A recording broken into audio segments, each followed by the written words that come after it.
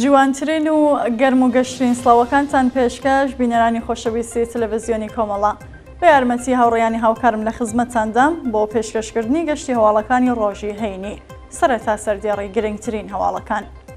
ئاشرابوونی گەندەڵی 300 ملیار تمەنی فەرمانجاری بانە، ئازادی عوسمان قادری پاش بەستەری بوون لە نەخۆشخانەی نەغەزا، بەڕێوەچوونی کۆبوونەوەی جادگای پێڕاگەیشتن بە تۆمەتەکانی فەریدە وەیسی لە جێگولان، جێگیرکردنی بنەماڵەی چەکجەرانی حەماس لە شاری ئافرین، کوژرانی 11 ئەندامی فەراجا لە هێرشێکی چەکجاری لە ڕاست، سەپاندنی حوکمی ئەفسادۆل فیل ئەرز بەسەر بەندکراوێکی شۆڕەشی ژینا، داخستنی ئۆتۆبانی لۆس ئانجلس لەلایەن دژبەرانی شار و گیانەدەستانی 35 فەلەستینی لە هێرشەکانی ئیسرائیل.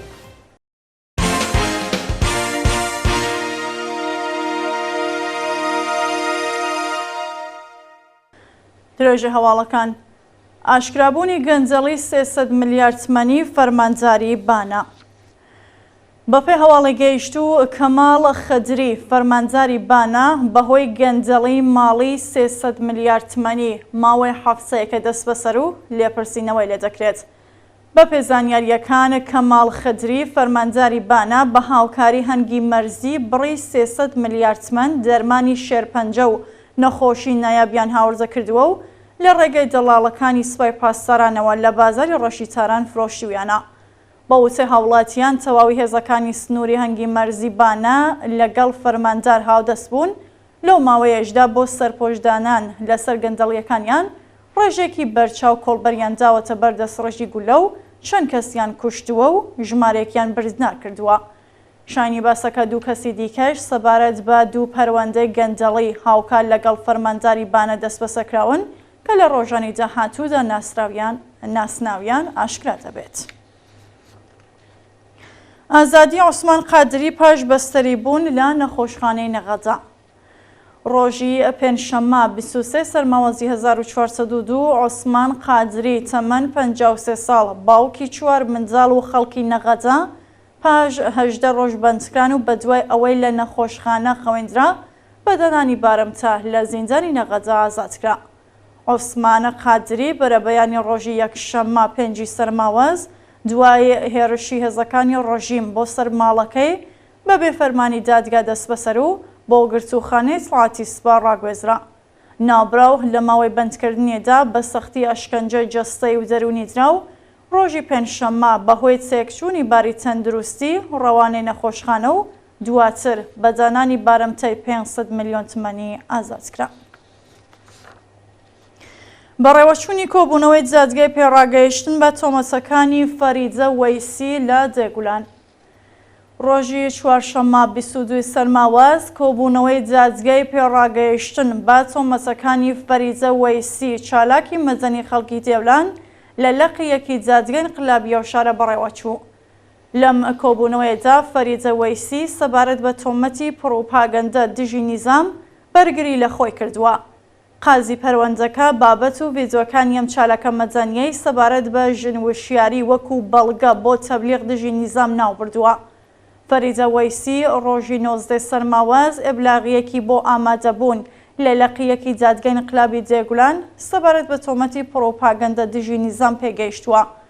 شایانی باسەکە بە فرەمباری ساڵی 1399 ئەم چالەکە مەدەنیە لەلایەن جادگای انقلابی سنەوە بە 2 ساڵ زیندانی تەعالیقی مەحکوم کرابوو. ناڕوونی چارەنووسی بەندکراوێکی خەڵکی ئیلام.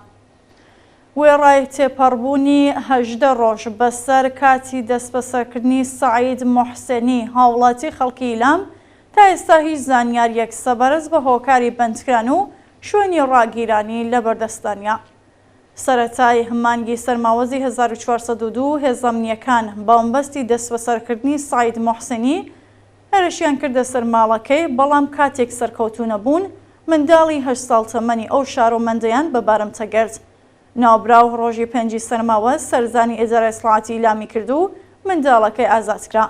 سەعید دەرچووی بواری ئەندازیاری نەوتە و ساڵی ڕابردوو لە ڕەوتی شۆڕشی ژینا لەلایەن جادگای انقلابی ئیلامەوە بە 2 ساڵ و نیو زیندان مەحکوم کرابوو. جێگیرکردنی بنەماڵەی چەکجەرانی حەماس لە شاری ئافرین. بەپێی راپۆرتی خۆبەڕێوەبەری ڕۆژاوای کوردستان، دەوڵەتی تورکیا لە هەرێمەکانی باکوور و ڕۆژهەڵاتی سووریا پلانی گۆڕینی دیمۆگرافی ناوچەکەی بە چڕی خستووەتە بواری جێبەجێکردنەوە. لە شەڕی ئیسرائیل و حەماسدا کە 7 ئۆکتۆبری 2023 دەستی پێکرد، بە هەزاران کەس لە غەزە کوژران و بەدەیان هەزار کەسیش لە زێدی خۆیان ئاوارە بوون. لە چوارچێوەی پلانی ڕەش و تاریک لە دژی ڕۆژاوای کوردستان، هێزەکانی ئەرتەشی تورکیا و گروپە ئیسلامگەرەکانی سەر بە وڵاتە بەپێ بەرژەوەندیە سیاسی و ئابوووریەکانیان خەڵکی ناوچەکەیان کردووەتە قوربانی. جاگیرکەران وێڕای کوشتن و ڕەفاندن ماڵ و زەوی خەڵکی کورزیان داگیر کردووە و دەوڵەتی تورکیاش 250,000 لە بنەماڵەی چەکدارانی حەماسی لە غەزەوە هەناوەتە هەرێمەکە و لە شارەکانی عەفرین، جرابلوس و ئەعزاز جێگیری کردوون. کوژرانی 11 ئەندامی فەراجا لە هێرشێکی چەکداری لە ڕاسک. بەیانی هەینی 24 مانگی سەرماوەز گروپێکی چەکدار هێرشی کردە سەر بنکەی هێزەکانی فەراجا لە شارستانی ڕاسک و 11 هێزی ڕژیمیان کوشت. بە وتەی پارێزگاری سیستان و بەلوچستان، نیوە شەوی ڕابردوو گروپێکی چەکدار هێرشی کردووەتە سەر بنکەی ئینتزامی شارستانی ڕاسک و وێڕای کوشتنی 11 چەکداری ڕژیم کۆمەڵێک کەسیان بریندار کردووە. ئەو بەرپرسەی ڕژیم هەروەها ئاماژەی بە کوژران و برینداربوونی چەند هێرشبەر کردووە، بەڵام هێشتا ڕوونیە کە کام گروپ ئەو هێرشەی ئەنجام داوە. لە سێزارەزانی بەندکراوێکی بەلوچ لە زیندانی مەشهەد. بەیانی پێنجشەممە 23 سەرماوەزی 1402 حکمی عەدامی بەندکراوێکی بەلوچ بە ناوی موسافیز زەرگەر تەمەن 29 ساڵ لە زیندانی وەکیلابادی مەشهەد جێبەجێکرا. موسافیر زەرگەر ساڵی 96 هەتاوی لە شاری مەشهەد بە تۆمەتی کوشتنی بانقەز دەست بەسەر و لەلایەن زادگەی ئینقلابیە و شارە بەعەدام مەحکوم کرابوو. ناوبراو شەوی ڕابردوو دوای ئیندیزاری لەگەڵ بنەماڵەکەی ئەنجامدا و بەیانی هەینی لە سێدارەدرا.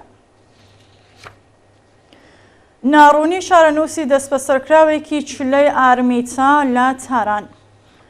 بەپێی راپۆرتی ناوەندەکانی مافی مرۆڤ، چارەنووسی مایسا واتە فاتمە ئەکبەری تەمەن 22 ساڵ کە لە مەراسمی چلەی ماتەمینی ئارمیتە گەراوەند لەلایەن هێزەمنیەکانەوە دەست بەسەرکرا بوو، بە ناڕوونی ماوەتەوە. بە وتەی بنەماڵەی مایسا ئەکبەری، ناوبراو لە ماوەی بەندکرانیدا تەنیا پەیوەندیی کورتی تەلەفۆنی لەگەڵ بنەماڵەکەیدا هەبووە و ڕاگەیاندووە کە لە بەندی تاکەکەسی گرتوخانەی ئیتڵاعات لە ڕاگیراوە. مەراسمی چلێ ماتەمینی ئارمیتا گەراوەند ڕۆژی 15 سەرماوەزی 1402 لە کەشوهەوایەکی ئەمنیەتی بەڕێوەچوو، چەند کەس لە بەشداربووان لەلایەن هێزە سەرکوتگەرەکانەوە دەست بەسەر کرا. سەپاندنی حکمی ئەفساد فیل ئەرز بەسەر بەندکراوێکی شۆڕشی ژینە. بەپێی زانیاریەکان، بەندکراوێکی شۆڕشی ژینە بە ناوی سەعید شیرازی کە لە ڕەوتی ناڕزایەتیەکانی بزوسنەوەی ژنجیە نازادی دەست بەسەر کرابوو، بە ئەفساد فیل ئەرز مەحکوم کراوە. بە وتەی چالاکانی مافی مرۆڤ، سەعید شیرازی لەلایەن لەقی 15 دادگای ئینقلابی تاران بە تۆمەتی هاندانی خەڵک بۆ توند و تیژی و تێکدانی ئەمنیەتی وڵات بە ئەفساد فیل ئەرز مەحکوم کراوە. ناوبراو لە ڕەوتی شۆڕشی ژینە لە شاری تاران دەست بەسەر و لە ماوەی 1 ساڵی ڕابردوودا چارەنووسی بە ناڕوونی ماوەتەوە. داخستنی ئۆتۆبانی لۆس ئانجلس لەلایەن دژبەرانی شەڕ. ڕۆژی پێنجشەممە 23 سەرماوەزی 1402 دەیان دژبەری شەڕ لە شاری لۆس ئانجلسی ئەمریکا لە ناڕزایەتی بە ژینۆسایدی خەڵکی فەلەستین لە غەزە ئۆتۆبانەکانیان داخست. بەپێی راپۆرتەکان، دژبەرانی شەڕ با بەدەستەوەگرتنی پلاکارد و دانیشتن لەسەر ئۆتۆبان ڕێگەیان لە هاتوچووی ماشینەکان گرتووە. بەشداربوونیەوە چالاکیە وێڕای شەرمەزارکردنی حمایەتەکانی ئەمریکا لە دەوڵەتی ڕازگەرای ئیسرائیل، خوازیاری ڕاگرتنی دەستبەجێ شەڕ و ڕاگەیاندنی ئاگربەستی هەمیشەی بوون. جێگای ئاماژەیەکە لەو چالاکیەدا 72 کەس لەلایەن پۆلیسەوە دەست بەسەر کراون.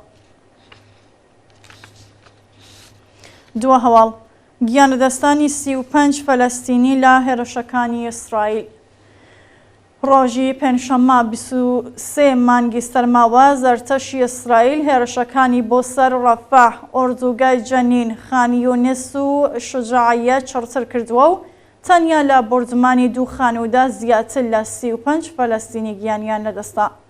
بە وتەی بەرپرسانی دەوڵەتی ئیسرائیل، گروپی حەماس ناوچە مەدەنیەکانی وەکو حەشارگە و خەڵکی سیڤیل وەکو قەڵغانی مرۆیی بەکاردێنێت.